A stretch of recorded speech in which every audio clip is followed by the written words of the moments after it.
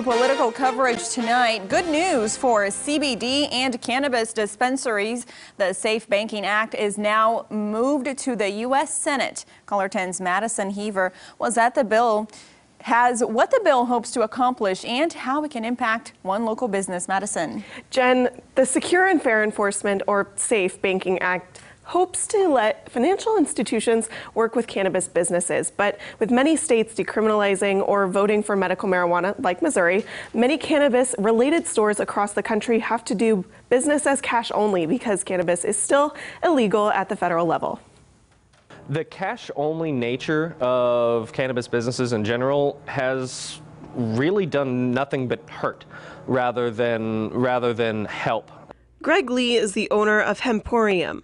It's a store in South Springfield that sells cannabis-related products like CBD. But it's hard for them to find safe ways to bank, with cannabis being illegal at the federal level. The federal laws on banking would mean you couldn't use that avenue of commerce as an avenue of commerce that results in legal banking. But that doesn't mean Congress isn't working on the issue. The Safe Banking Act is a bill in Congress that will be providing, we'll call it safe harbor for CRBs, or cannabis-related businesses.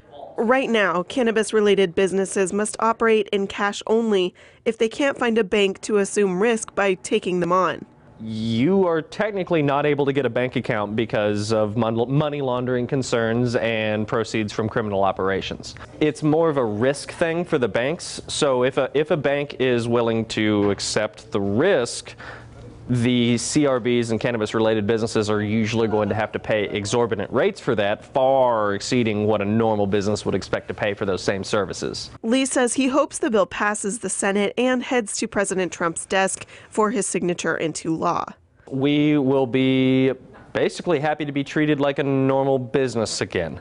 Not have to worry about our credit card processing getting cut off time and time again. Not have to worry about, oh, one day our bank just says, sorry, we can't take you, find a new home. Back in March, Senator Roy Blunt agreed, saying it would also help keep track of transactions.